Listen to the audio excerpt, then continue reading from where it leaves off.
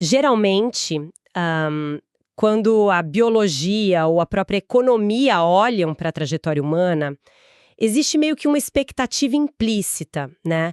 De que as coisas sigam uma linha reta e ascendente. Exato. Aquela ideia de que você estuda, trabalha e a satisfação só vai crescer. Isso, só que os dados mostram um padrão muito surpreendente. Uma pesquisa global enorme detectou a chamada curva da felicidade em forma de U. A famosa curva em U. Aham. Descobriram que a grande maioria dos seres humanos atinge um poço de infelicidade, tipo uma crise existencial crônica mesmo, bem na janela entre os 40 e os 55 anos. É um dado assustador, para falar a verdade. Muito. E a grande pergunta que guia a nossa investigação hoje é: por que rola essa queda tão brusca? E mais urgente ainda, como investigar a raiz disso para reverter esse cenário? É com esse enigma que o mergulho profundo de hoje começa. Eu estou muito animada para essa discussão. Eu também estou bem empolgado. É sempre instigante abrir essa porta, sabe? Porque a complexidade dessa curva em U é que ela ignora totalmente fronteiras culturais ou marcadores de sucesso financeiro. Nossa, sim, a pessoa pode ter tudo, né? Exatamente. A pessoa tem a carreira perfeita, a casa quitada e, mesmo assim, ela despenca nesse vazio. E a resposta para isso não está nas pressões da meia-idade em si, mas numa semente que foi plantada décadas antes. Lá atrás. Isso. Para entender o esgotamento dos 40, a gente tem que investigar aquelas expectativas invisíveis cimentadas na infância. O momento exato em que a autoria da própria vida foi terceirizada. O que já nos leva direto para o cerne das nossas fontes de hoje. A gente vai explorar o livro Inteligência Curativa, da Eliane de Almeida. É uma obra que condensa mais de 40 anos de prática clínica, sabe? Uma bagagem impressionante. Impressionante. E ela disseca justamente o motivo de tanta gente andar por aí meio anestesiada, só cumprindo tabela. A nossa missão hoje é entender essa mecânica e explorar como retomar o controle através da fórmula psíquica, como ela chama. Então, se a gente recuar na linha do tempo para achar a raiz dessa apatia toda, a gente cai ali na faixa dos 8 aos 14 anos de idade. Fase super delicada. Demais. É o momento em que a criança começa a mapear o que é necessário para sobreviver socialmente. A neurobiologia do pertencimento grita nessa hora. Ah, claro, ela quer fazer parte do grupo. Exato. O ambiente da criança, a família, a escola, a cultura, tem regras não ditas sobre quem ela deve ser para receber afeto ou, pelo menos, para não ser punida, né? E é aí que acontece o desvio da própria essência. Ok, vamos tentar desvendar isso de um jeito mais prático. É meio como se na infância a sociedade nos entregasse uma armadura pesada, certo? Forjada com as expectativas de todo mundo. Uma ótima analogia. E no começo, vestir essa armadura parece a escolha mais inteligente, porque protege dos ataques e garante que a tribo te aprove. Mas a criança cresce e a armadura não. Ela fica apertada? Fica. Com 20, 30 anos, o metal começa a cortar a pele, sufoca, sabe? Aí a pessoa chega na base daquela curva em U aos 40 anos e carregar esse peso fica física e emocionalmente insuportável. Perfeito. Essa imagem de algo que protege e depois sufoca é muito boa. Mas se a gente for para o nível mais profundo da psique, talvez seja mais preciso comparar isso a um código de programação malicioso. Eita, um vírus? Tipo isso, um parasita invisível. Porque uma armadura você ainda pode tirar no fim do dia, né? Já o eu mítico, que é o termo que a autora usa para esse personagem criado para agradar os outros, ele se infiltra no próprio sistema operacional. Ele vira a pessoa. Isso. A carência de aceitação é tão grande que o indivíduo perde a capacidade de distinguir o que ele realmente quer do que ele foi programado para querer. E a biologia contemporânea tem dados rigorosos sobre isso, não é só teoria abstrata. É aqui que a epigenética entra em cena, né? Mostrando que o ambiente não muda só a cabeça, mas o corpo físico também. Excepcionalmente, a epigenética mostra que o ambiente e o comportamento conseguem ligar ou desligar a expressão dos genes, sem alterar o código do DNA em si. Caramba, ligar e desligar genes. Quando uma criança cresce num ambiente de cobrança implacável, onde o amor é condicionado à obediência perfeita, O cérebro interpreta isso como uma ameaça constante. Fica em alerta máximo. Exato, o que gera uma inundação crônica de cortisol. A longo prazo, isso desativa genes ligados à regulação emocional e ativa vias de hipervigilância. É o que o livro define como o meio atrofiando o poder pessoal da pessoa. O meio literalmente moldando a biologia da ansiedade. Tem a história da Mércia nas fontes, que materializa bem isso. Uma mulher de 41 anos, super bem-sucedida, provedora, que de repente teve um ataque de ansiedade aguda, paralisante. Um colapso total. Total.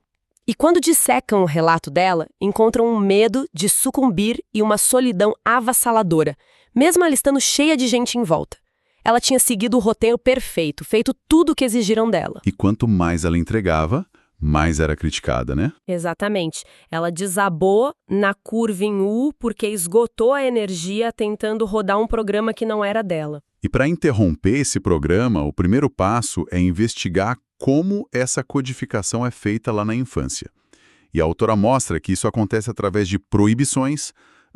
É uma espécie de contrato de silenciamento baseado em 3 nãos principais. Quais são? O não pense, o não sinta e o não se expresse. Olha, isso levanta uma dúvida aqui. Hoje em dia, nas redes sociais, tem muito essa tendência de culpar os pais por tudo, né?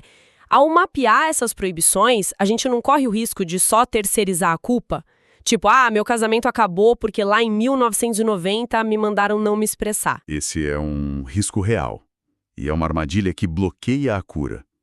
Mas a ideia não é criar um tribunal do passado. O objetivo é investigativo, focado na conscientização. Tem uma frase brilhante no livro que é: as palavras ensinam, os comportamentos arrastam. Nossa, muito forte isso. Porque 90% da comunicação que a criança absorve é não verbal. Os cuidadores muitas vezes reproduzem esses bloqueios sem malícia, só porque são reféns dos próprios traumas. Mapear isso é só achar um manual de instruções do equipamento que está dando curto-circuito hoje. Faz todo sentido. E fica mais fácil entender quando a gente olha para a sutileza desses nãos. O não pense, por exemplo, raramente é alguém gritando não pense. É mais tipo pais com a rotina acelerada que fazem o dever de casa pelo filho para ganhar tempo. Exatamente. A mensagem que fica é: sua capacidade é falha, deixa que um adulto pense por você. E a gravidade piora muito quando a gente vai para o não sinta. Como isso se instala? Imagina um lar sem oxigênio emocional. A gente tem emoções autênticas, né? Amor, alegria, tristeza, raiva e medo. Num ambiente repressivo, a criança que sente raiva por uma injustiça é punida, a que sente medo é ridicularizada. Chamam de fraca. Isso. Aí o instinto de sobrevivência força a mente a falsificar a resposta. A tristeza genuína vira uma euforia artificial ou o medo se esconde atrás de agressividade. A pessoa se desconecta do próprio sistema de alerta fisiológico. Caramba! E ainda junta com o não se expresse, onde os talentos naturais são soterrados pelo que traz status para a família. Fica insustentável, mas a mente humana é brilhante, ela levanta muros para se defender disso tudo, né? Levanta defesas fortíssimas. As fontes catalogam 4 estratégias de autoproteção psíquica: a negação, a confluência, a introjeção e a deflexão. E elas operam como filtros para distorcer a realidade. Eu achei fascinante essa parte. A negação é recusar enxergar a dor, pura e simples. A introjeção é engolir regras externas sem filtro crítico, o que gera adultos super submissos. E a confluência é derreter a própria identidade para assumir os gostos dos outros, num pânico constante de rejeição. Mas observando hoje em dia, a deflexão parece ser a doença da nossa era, né? Deflexão é viver de forma absurdamente veloz e superficial. É tipo aquela borboleta que bate as asas loucamente e nunca pousa. Perfeita imagem. Na comunicação, é quando você muda de assunto do nada porque a conversa quase tocou numa ferida emocional. É a necessidade de estar sempre de partida, sabe? A relação disso com a nossa hiperestimulação moderna é muito direta. O cérebro gasta tanta energia para manter esses muros e desviar dos confrontos que precisa de uma válvula de escape física. É aí que nascem os comportamentos repetitivos no adulto. O que nos leva para o caso da Yasmin, a advogada de 39 anos. A vida dela era perfeita para o Instagram. Cheia de amigos, a primeira a confirmar nas festas, chamavam ela de avoadinha, super solícita. Mas era tudo camuflagem, né? Total. Toda essa agitação era deflexão pura. Sabe quando o motor do carro tá fundindo, fazendo barulho, e a pessoa liga o rádio no volume máximo para não escutar? Exatamente isso. Ela usava um movimento frenético para não esbarrar no vazio ensurdecedor quando voltava para casa à noite. O caso dela mostra bem como a hiperatividade é muito bem aceita socialmente, mas no fundo é desespero. E tem os workaholics também, que operam na mesma frequência. Sem falar nas compulsões compras, redes sociais, ou o inverso disso, que é a procrastinação crônica que esconde o pavor de falhar. A energia não vai para o propósito, ela some na fuga. E essa fuga afeta o jeito que a gente lida com família, romance, trabalho. A gente cai no que eles chamam de triângulo dramático, com 3 papéis fixos, o perseguidor, a vítima e o salvador. Esses papéis se alimentam, é muito louco. O perseguidor critica sem parar, instaura o medo porque acha que assim o outro não abandona ele. A vítima se esvazia de responsabilidade e terceiriza a culpa, o que atrai tanto o perseguidor quanto o salvador. E o papel do salvador tem nuances bem perturbadoras, né? Muito. Na superfície, o salvador é aplaudido. É a âncora da família, o parceiro incansável, mas, no fundo, isso quase nunca é altruísmo puro. Quando o salvador resolve tudo, ele tira da vítima a chance de crescer e instaura um débito afetivo crônico. Cria-se uma dívida invisível que nunca pode ser paga. Precisamente. Se ele resolve as finanças ou a carga emocional, a pessoa fica dependente. E a dependência é o seguro contra o abandono. O salvador compra a lealdade através da incompetência do outro. O Patrick, o caso do livro, viveu isso. Aquele homem de 52 anos. Ele mesmo. Filho de mãe solteira, sofreu o julgamento da sociedade. Ele abandonou a própria infância para virar o escudo e salvador da mãe. Passou 5 décadas abrindo mão da vida dele só para garantir que tinha valor e não ia ser descartado. Que engrenagem sufocante, ninguém vence. O salvador fica exausto e a vítima não amadurece nunca. Mas pensa comigo, se a gente projeta décadas desse comportamento do piloto automático, qual é a linha de chegada disso? O destino inevitável é a concretização dos roteiros de vida. A pessoa escreve um script de longo prazo sem perceber. E as defesas quase sempre levam para a dor. Pode ser o roteiro da solidão, o do drama sempre com uma nova tragédia, ou o fracasso crônico, onde o auto-boicote destrói tudo no finalzinho. Tem também o roteiro do banal, né? Esse é um dos mais comuns. É assustadora porque não parece uma tragédia. É aquela vida morna, sabe? Medíocre. Não tem dores gigantes, mas também não tem nenhuma fagulha de prazer. A pessoa só tenta não incomodar, respirando e pagando conta até morrer. É o triunfo absoluto do não se expresse. E a psicanálise fala muito disso.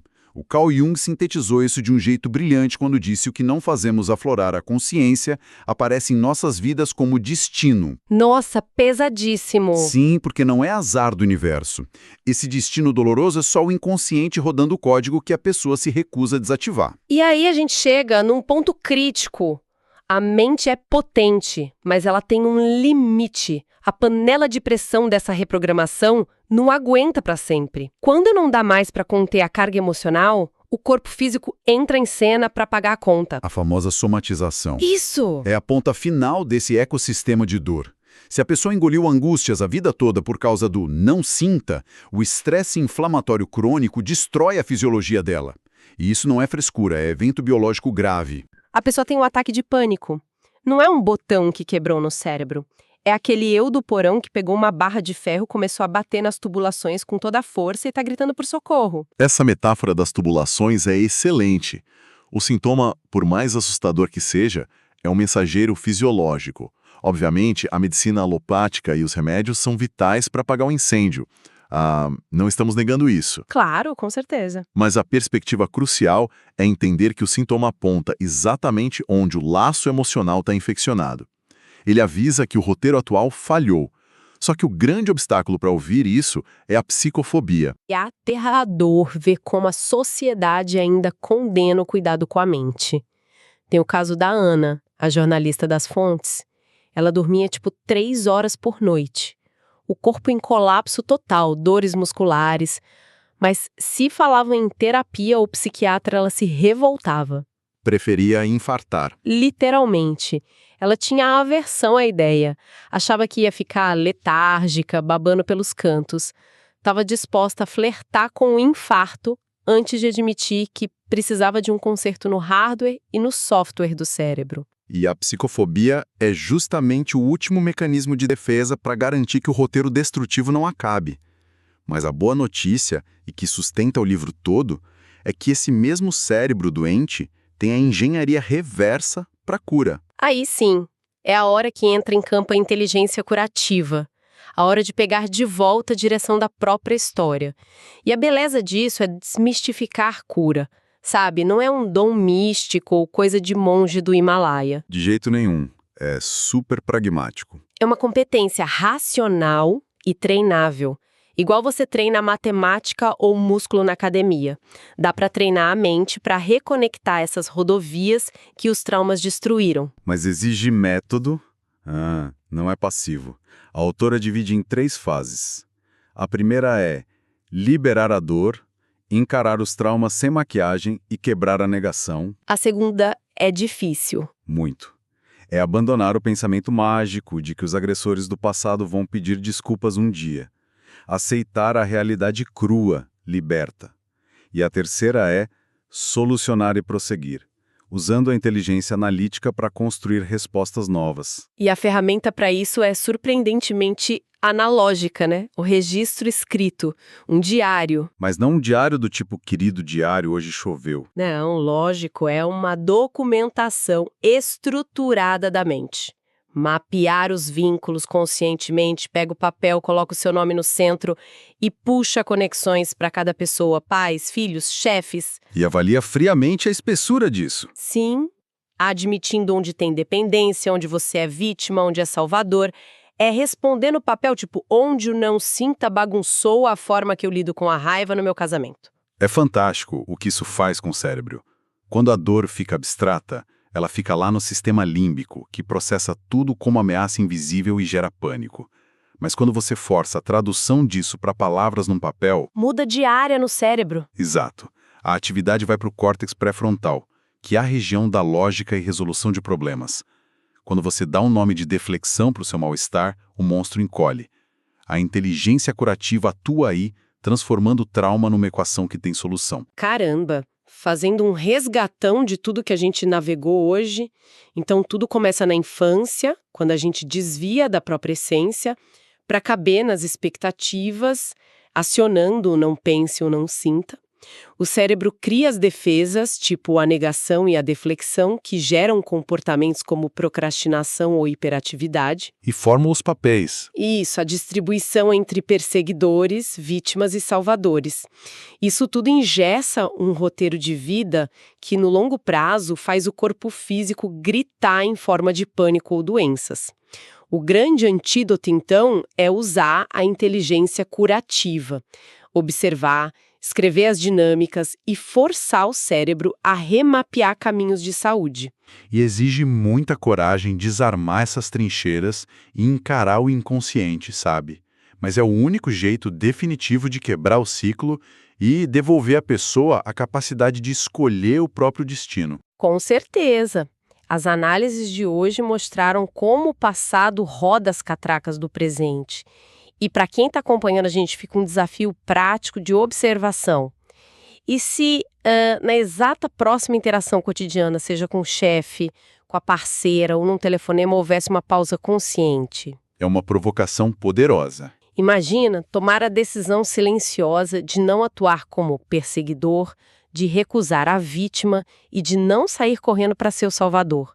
Será que só 10 segundos de respiração antes de reagir no piloto automático teriam força para trincar essa armadura invisível? Uma pequena pausa entre o estímulo e a resposta é justamente o território da liberdade humana.